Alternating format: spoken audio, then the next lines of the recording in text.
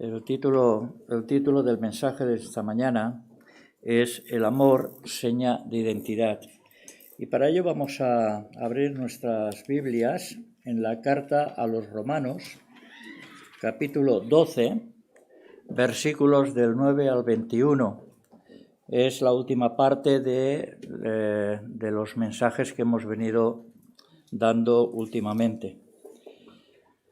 Epístola a los Romanos, capítulo 12, versículos del 9 al 21, dice: El amor sea sin fingimiento, aborreced lo malo, seguid lo bueno.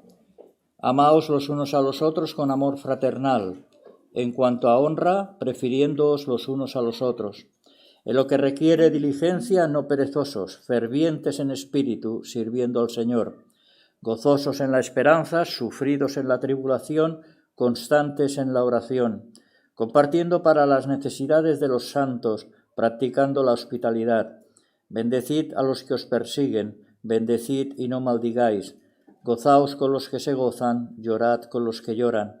Unánimes entre vosotros, no altivos, sino asociándoos con los humildes. No seáis sabios en vuestra propia opinión. No paguéis a nadie mal por mal, procurad lo bueno delante de todos los hombres. Si es posible, en cuanto dependa de vosotros, estad en paz con todos los hombres. No os venguéis vosotros mismos, amados míos, sino dejad lugar a la ira de Dios, porque escrito está: Mía es la venganza, yo pagaré, dice el Señor. Así que si tu enemigo tuviere hambre, dale de comer; si tuviere sed, dale de beber, pues haciendo esto ascuas de fuego amontonarás sobre su cabeza. No seas vencido de lo malo, sino vence con el bien el mal. Bien, el apóstol Pablo en esta sección relata una serie de exhortaciones que giran en torno al amor y a sus diversas manifestaciones. Ahora bien, antes de entrar en el texto que hemos leído, tenemos de ver lo que Pablo ha estado diciendo hasta ese momento a los hermanos de Roma. De manera que desde el principio de la carta hasta el capítulo 11 ha estado exponiendo doctrinas fundamentales como la de la justificación, como la de la gracia, la santificación, etc. Y es a partir de este capítulo 12 hasta el final de la carta que Pablo expone en toda la sección la forma práctica de lo que ha venido diciendo. Y lo inicia a través de las misericordias de Dios, capítulo 12, versículo 1, haciéndolo como un hilo conductor, continuando con la ilustración del cuerpo con sus diferentes miembros y relacionando distintos dones a desarrollar. Y es a partir de esta exposición que Pablo llega al versículo 9, iniciándolo desde el amor, desde la perspectiva del amor, un amor que se desprende de la dedicación a Dios descrito en el versículo 1 de este capítulo 12. Por lo tanto, enfoca a una relación vertical. Y esto es importante para Pablo, quien hace un énfasis sobre el amor en relación a Dios. Y como ejemplo, nos vamos al capítulo 5, versículo 5, donde el apóstol dice: el amor de Dios ha sido derramado en nuestros corazones. Llegamos al versículo 8 de este mismo capítulo 5 y dice: mas Dios muestra su amor para con nosotros. Y en el versículo 35 del capítulo 8 dice: ¿quién nos separará del amor de Cristo? Versículo 39, ni lo alto, ni lo profundo, ni ninguna otra cosa creada nos podrá separar del amor de Dios. Y en esos textos que hemos leído, el amor no es referido al amor nuestro hacia Dios, sino de Dios hacia nosotros. Y esto es vital porque en ocasiones nuestra visión no llega a percibir la grandiosidad de ese amor de Dios hacia nosotros. Sin embargo, hay más. Y ese amor que proviene de Dios y dado a cada creyente, dice Pablo que debe manifestarse a nivel horizontal por medio del amor a nuestros hermanos en la fe. Versículo 9. El amor sea sin fingimiento. Aborreced lo malo, seguid lo bueno. Otras versiones este texto lo dicen y lo traducen de esta manera: el amor debe ser sincero, aborreciendo el mal y aferrándose al bien. No podemos desconectar, por tanto, nuestro amor a Dios de nuestro amor y dedicación a los hermanos. ¿Por qué? Porque precisamente el amor a los hermanos es lo que evidencia nuestro amor a Dios. Y esto es lo que nos dice Juan cuando nos acercamos a su primera carta en el capítulo 4, versículos 20 y 21. Si alguno dice yo amo a Dios y aborrece a su hermano, es mentiroso. Pues el que no ama a su hermano a quien ha visto, ¿cómo puede amar a Dios a quien no ha visto? Y nosotros tenemos este mandamiento de él: el que ama a Dios, ame también a su hermano. Juan, por tanto, en este capítulo 4 viene a mostrarnos que el amor es una cadena donde cada eslabón de esa cadena está conectado con el otro eslabón. ¿Cuál es el primer eslabón de esta cadena? El amor de Dios para nosotros. Un amor que no merecíamos y donde se encuentran todas las misericordias de Él. Unas misericordias que, cuando nos acercamos a Jeremías, nos dice que son nuevas cada mañana. Este es el primer eslabón. El segundo eslabón es nuestro amor a Dios como respuesta a su amor. Así que Dios nos ama y nosotros le amamos a Él porque Él nos amó primero.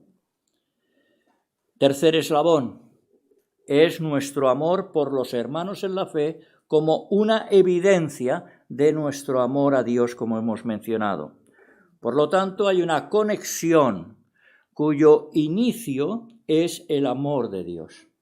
Dios nos ama, nosotros lo amamos a Él y como consecuencia amamos a nuestros hermanos. Pero hay un último eslabón, el cuarto, y es el amor hacia el prójimo. Así que este eslabón queda conectado con el resto porque emana del amor de Dios. Mateo capítulo 22, versículos 37 y 39. Amar a Dios y al prójimo como a ti mismo. El amor, por tanto, en este texto del apóstol Pablo engloba a todos. Por una parte, a Dios y por otra, a todos los demás. Pues bien, este amor al que hace referencia Pablo tiene varios rasgos. En primer lugar, nos dice versículo 9 que sea sin fingimiento. En otras palabras, no ha de ser hipócrita. No puede ser como el dicho te quiero mucho, pero pan poquito. El amor que hay que ejercer por las misericordias de Dios del versículo 1, como empieza este capítulo 12, tiene que ser sin adulteración. El amor hacia el hermano o hacia la hermana ha de nacer de un corazón sincero y experimentado por el amor a Dios. Si no cumple esta premisa, evidentemente es un amor falso, es un amor enmascarado, semejante al de los fariseos. Y como bien expresa Juan en su primera carta nuevamente, capítulo 3, versículo 18, hijitos míos, nos dice, no amemos de palabra ni de lengua, sino de hecho y en verdad. El amor debe ser puro, libre de mezclas y ser sincero. Y esta palabra de sincero es importante, porque si nos vamos a su etimología, veremos que proviene del latín sincerus, que era una palabra referenciada hacia la apicultura, sin cera, que no contiene cera. Y se utilizaba para referirse a esa miel pura, esa miel sin mezcla. Así que cuando el apóstol Pablo enseña que el amor ha de ser sin fingimiento, sincero, lo que está indicando es que no puede tener otros componentes que entonces lo que harían sería hacer de ese amor ser un amor hipócrita. No ayuda en nada ese amor hipócrita al crecimiento espiritual. Tal vez nos podemos preguntar, bueno, ¿y cuál es el amor auténtico? La respuesta la encontramos en la primera carta a los Corintios, capítulo 13. El segundo rasgo que conlleva es que nos dice la palabra que sea desinteresado. No puede ser de otra manera. El amor de Dios es desprendido, por el cual Dios mismo se entrega, se da en beneficio del ser humano. Y el apóstol Pablo lo expresa en el capítulo 8 de la misma carta, capítulo 8, versículo 33, diciendo: el que no escatimó a su propio Hijo, sino que lo entregó por todos nosotros. Esta es la demostración sublime del amor por parte de Dios. Y el amor ágape, tanto para Pablo como para el apóstol Juan, es la naturaleza esencial de Dios mostrada en la cruz y derramada en nuestros corazones por el Espíritu Santo. Romanos capítulo 5, versículo 5. Así que este amor lleva consecuentemente dentro de la ética cristiana a aborrecer lo malo. Y dice, siguiendo lo bueno. Y la traducción de la Biblia de las Américas puede traernos tal vez más luz, porque lo traduce de la siguiente manera: el amor sea sin hipocresía, aborreciendo lo malo, aplicándose o adhiriéndose a lo bueno.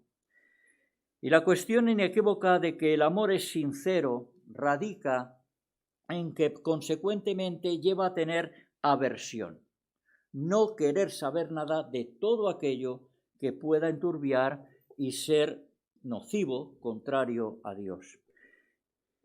Esa relación entre Dios y nosotros tiene que ser pura, sincera.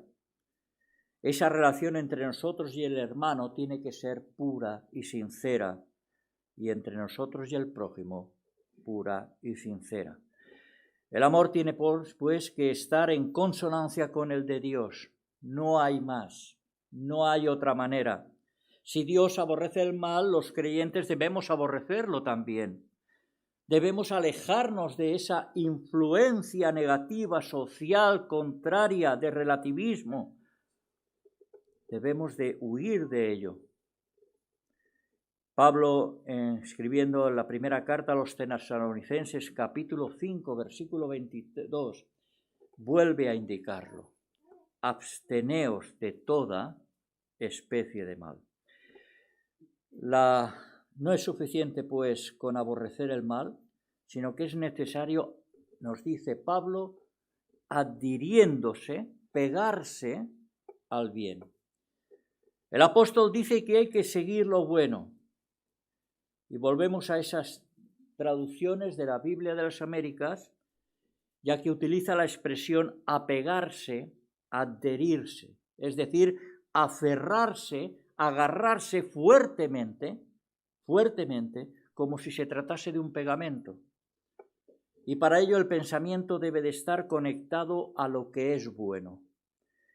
Pablo, escribiendo a los romanos, a los hermanos de Filipos, les dice: hermanos, todo lo que es verdadero, todo lo honesto, todo lo justo, todo lo puro, todo lo amable, todo lo que es de buen nombre, si hay virtud alguna, si algo digno de alabanza, en esto entonces pensad. El pensamiento correcto y la conducta deben de ir de la mano. Y deben de ir así para no vivir haciendo lo malo, que es todo aquello que Dios aborrece. De forma que Pablo exhorta a aplicar el amor ágape procedente de Dios para que abarque toda nuestra vida. No simplemente una parcela, no simplemente un trozo, sino que tiene que abarcar todo nuestro ser. Así que desde esa perspectiva general, ahora el apóstol Pablo la direcciona hacia el amor que debe existir entre los creyentes. Versículo 10. Amaos los unos a los otros con amor fraternal. En cuanto a honra, prefiriéndoos los unos a los otros. Dice en otras versiones: ámense los unos a los otros con amor fraternal, respetándose y honrándose mutuamente.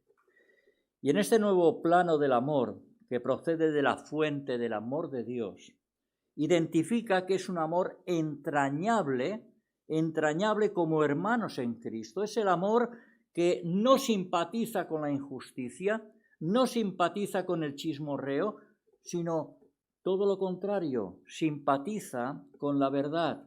Porque el que no practica el amor, cabe preguntarse entonces si verdaderamente ha nacido de nuevo, como indica Juan en su primera carta, capítulo 3, versículo 14.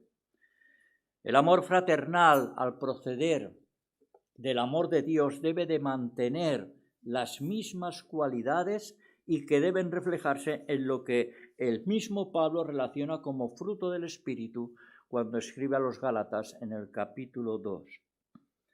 El amor entrañable del que Pablo se está refiriendo es un amor que se puede aplicar al amor conyugal, al amor fraternal, al amor filial, tratándose de un amor recíproco entre hermanos de una misma familia espiritual.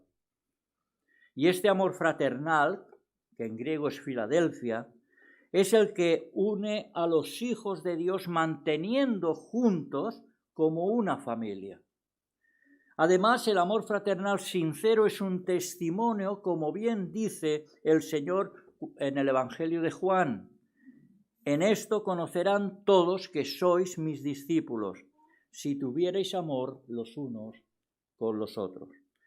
Así que el amor fraternal es importante. No podemos dejarlo a un lado, no podemos quitarle la importancia que tiene, porque es un amor enraizado en el amor de Dios. Y es que si no hay esos lazos de amor, lógicamente no se ama a Dios, por la sencilla razón de que Dios es amor. Por otro lado, el apóstol Pablo continúa diciendo, en cuanto a honra, prefiriéndoos los unos a los otros. El verdadero amor trae esta consecuencia. Filipenses capítulo 2, versículo 3. Nada hagáis por contienda o vanagloria, antes bien con humildad, estimando cada uno a los demás como superiores a él mismo. Y este es un tema que Pablo desarrolla cuando llegamos al capítulo 14 de Romanos. El amor fraternal conlleva respeto y buscar el bien del hermano no siendo egoísta. Y Pablo nuevamente vuelve a expresarlo en su primera carta a los Corintios: ninguno busque su propio bien, sino el del otro. Pero Pablo va más, escribe más, y a continuación, una vez ha dado unas pautas, unas recomendaciones, entra en una serie de exhortaciones conectadas entre ellas. Y estas exhortaciones comienzan en el versículo 11 hasta el 21. No vamos a leerlos. Pero inicialmente vemos en primer lugar que Pablo comienza diciendo que hay que ser diligente. Y esto es el impulso que produce el amor, de manera que se ha de actuar con diligencia en el servicio, haciéndose con entrega, haciéndose con convicción las actividades en la obra de Dios dentro del ámbito de la Iglesia. Y todo ello hay que hacerlo con fervor, no con desgana, sino sabiendo por y para quién se hace. Hay que hacerlo con una actitud de entusiasmo, pero también sin demora. Pues si se demora es cuando se entra entonces en la pasividad, en la pereza, en el que siempre se ponen excusas.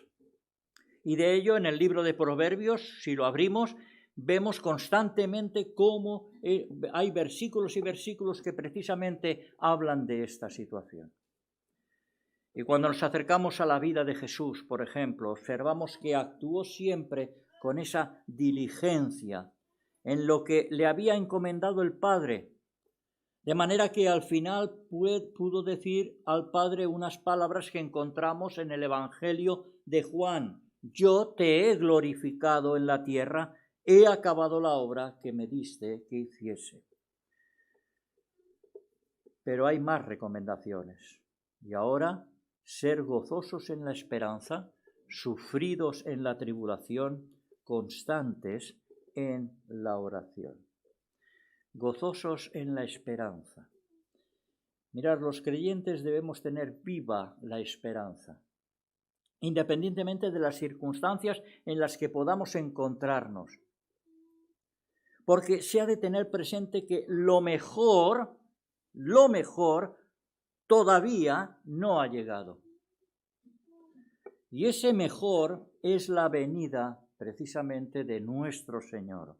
De manera que esa esperanza permite vivir con gozo a pesar de, y ahí podemos poner todo lo que queramos, a pesar de.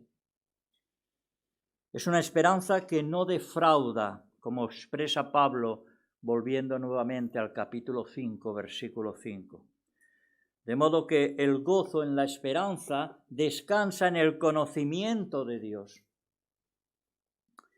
sabiendo que como soberano, Dios siempre controla todas las cosas. Todas las cosas. Por lo tanto, el gozo en la esperanza es en cualquier situación, por difícil que sea, por dura que sea, debe de estar puesta y descansar en Dios. Sufridos en la tribulación, nos dice Pablo ahora. Y la vida en sí debemos de reconocer que es dura, muy dura. Y hay circunstancias a lo largo de ella de todo tipo.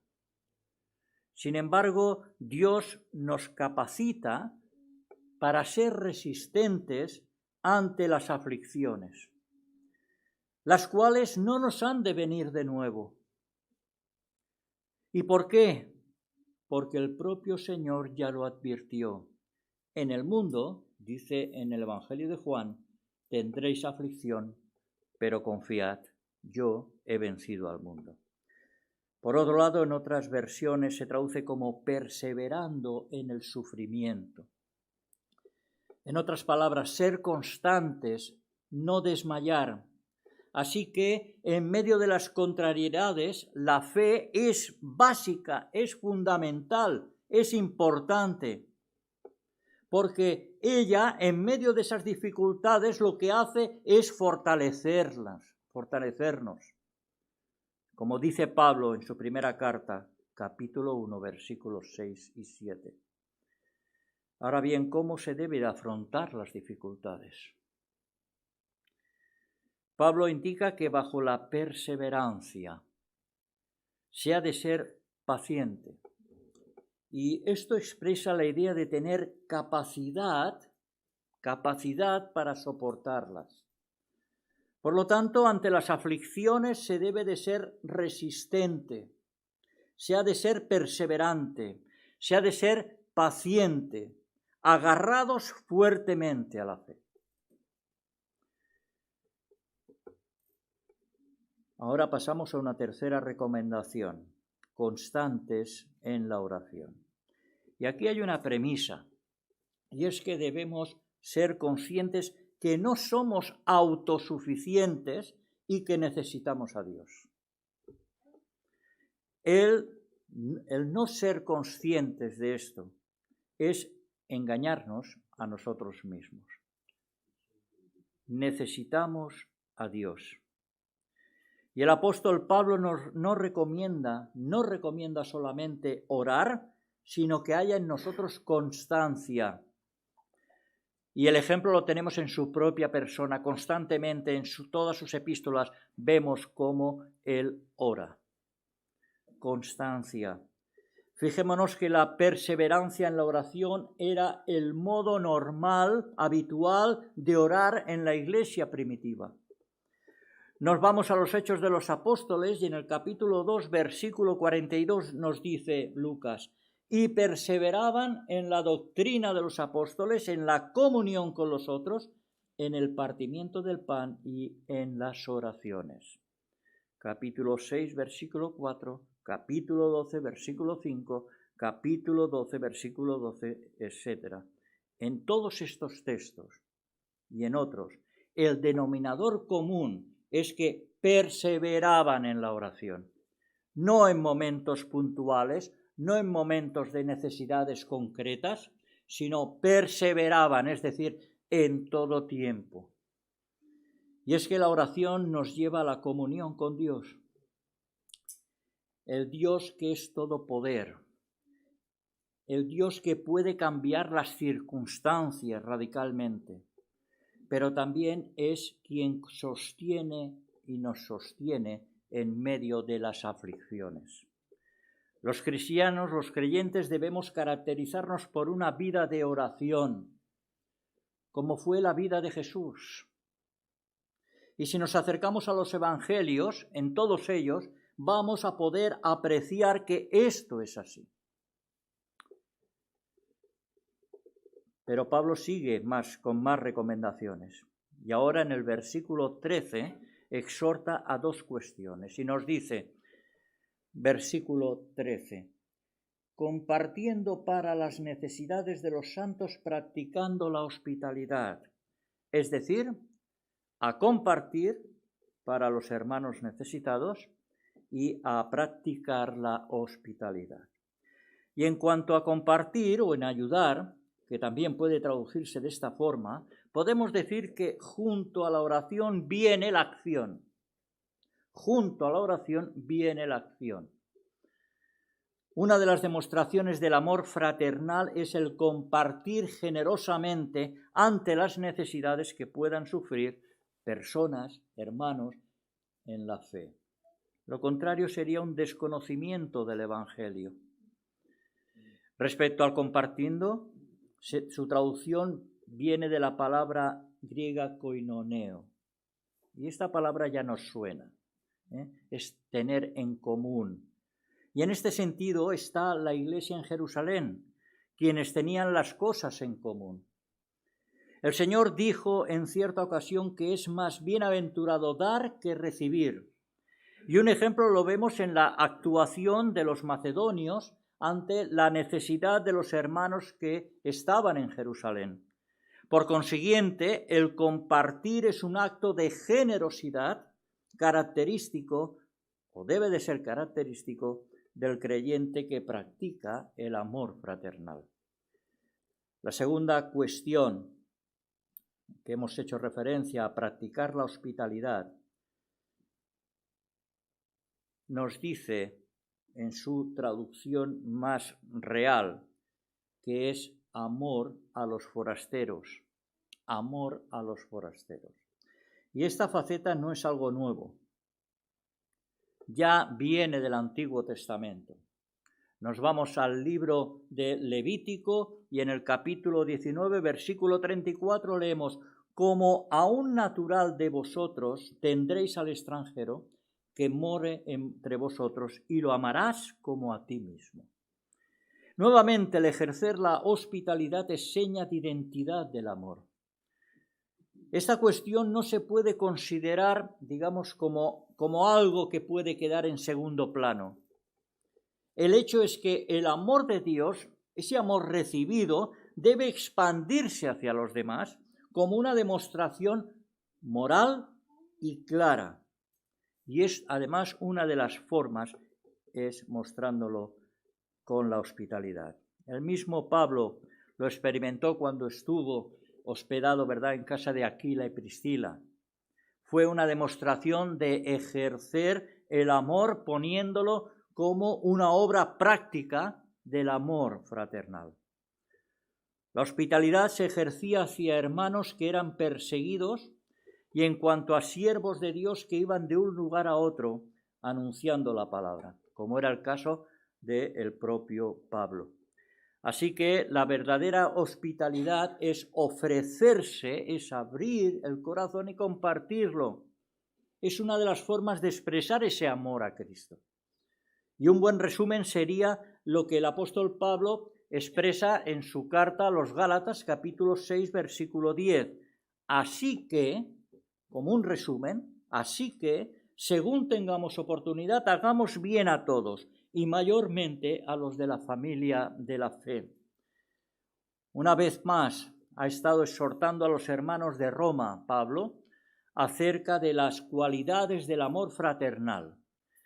Pero ahora pasa a describir una sección que abarcan los versículos del 14 al 21, las cuales podríamos definirlas como las paradojas de la fe o también como la ética cristiana frente a la sociedad. Pues las recomendaciones transformadas en mandato que hace Pablo ahora se extienden hacia las personas de afuera, hacia una sociedad que tiene como bandera el yo, el ego, el individualismo, el relativismo moral. Y ahora se abre ese abanico de mandatos. Lo que quiere enseñar el apóstol Pablo es que del corazón de los creyentes no puede existir esa hipocresía a la que hemos hecho referencia. Proverbios capítulo 11, versículo 9. El hipócrita con la boca daña a su prójimo. Proverbios 26, 28. La lengua falsa atormenta al que ha lastimado. Por lo tanto, no puede haber un comportamiento de esta manera, sino lo contrario. ¿Por qué? Porque los hijos de Dios hemos sido regenerados, hemos sido nacidos de nuevo, gracias a la gracia de Dios, y esto ha de estar presente. No se puede arrinconar como un libro en la biblioteca llena de polvo. Fijémonos que no se trata de opciones, se trata de mandatos. Bendecid, gozaos, no paguéis, estad, no os venguéis, dale, vence, etcétera, etcétera. Son verbos en imperativo, donde no cabe decir sí, pero. Lo que Pablo está diciendo es que no hay excusas, no hay sí, pero. No hay medias tintas. Evidentemente el viejo hombre a veces aparece y como dijo el apóstol Pablo, lo que quiero hacer no hago y lo que no quiero hacer, eso hago. Sin embargo, la forma de actuar ha de estar en consonancia con las Escrituras. No puede haber una dicotomía entre las Escrituras y yo. Vemos que Pablo actuó como ejemplo de lo que demandan estos versículos. Primera de Corintios capítulo 4, versículo 12. ¿Nos fatigamos trabajando con nuestras propias manos? Nos maldicen y bendecimos. Padecemos persecución y la soportamos. El mismo Pedro, en su primera carta, capítulo 3, versículos 8 y 9, son palabras que están en sintonía con las de Pablo y a su vez con las palabras que vemos descritas en boca del propio Señor. Nos vamos al Sermón del Monte y allí dice: oísteis que fue dicho, amarás a tu prójimo y aborrecerás a tu enemigo. Pero yo os digo, amad a vuestros enemigos, bendecid a los que os maldicen, es decir, decir mal, hablar mal del otro. Haced bien a los que os aborrecen y orad por los que os ultrajan y os persiguen. Todo lo que el apóstol Pablo enseña es una corroboración de lo que enseñó Jesús durante su ministerio, y al abrir los evangelios esto es así. Finalmente termina el apóstol Pablo esta sección y el capítulo 12, simplificándolo, lo dice: no seas vencido de lo malo, sino vence con el bien el mal. Y este es el resumen de todo el capítulo 12. No seas vencido de lo malo, sino vence con el bien el mal. Por tanto, las recomendaciones y mandatos finales que el apóstol Pablo hizo a los hermanos de Roma son las mismas para nosotros. No fueron determinadas exclusivamente para los hermanos de Roma, sino para nosotros, es decir, atemporal, para todos los tiempos. Pablo ha ido mostrando una serie de aspectos a tener en cuenta, y todas ellas han partido bajo el paraguas del amor. Un amor hacia el hermano, un amor hacia el prójimo. De manera que partiendo el núcleo, como es el amor, ese amor de Dios, ha estado abarcando cuestiones éticas que como miembros partícipes del cuerpo de Cristo, que es la Iglesia, han de ir desarrollándose armónicamente. ¿Para qué? Para que produzca madurez y crecimiento a todos los niveles.